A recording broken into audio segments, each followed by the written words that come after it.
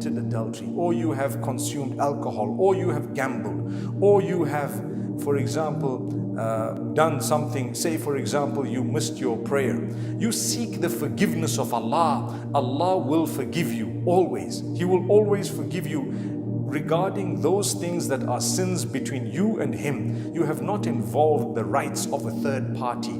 The minute you've involved the rights of another human being, you're playing with dangerous territory, because that human being needs to forgive you first before Allah forgives you. So those sins are even worse. May Allah subhanahu wa ta'ala grant us forgiveness. If a person engaged in shirk, which is association of partnership with Allah, as bad as it is, if they were to turn to Allah before death and they were to read their shahada, or they were to repent, they would be forgiven by Allah. That's in the Quran. Allah says that clearly, that He will forgive all sins, subhanallah, unless a person dies in the condition of shirk. That is dangerous territory.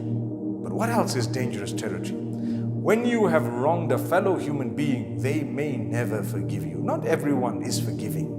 And sometimes we make life so difficult for others that we drive them to suicidal thoughts, and we think we're going to get away with it. You think you're pious when you've driven someone to suicidal thoughts?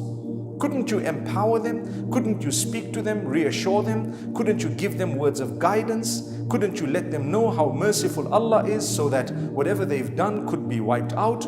Couldn't you give them a few words of comfort to tell them that whatever bad or whatever difficulty and hardship they're going through, Allah will make it easy for them? Good days are definitely going to come. Instead of that, we smash them onto the ground in a way that even when they were considering suicide, it became a louder thought in their minds and hearts. May Allah protect us. I would never like to be a person whom, because of their speech or actions or deeds, another person felt they didn't want to live anymore. That's not good enough. Why would a Muslim do that? Subhanallah. You believe in Allah.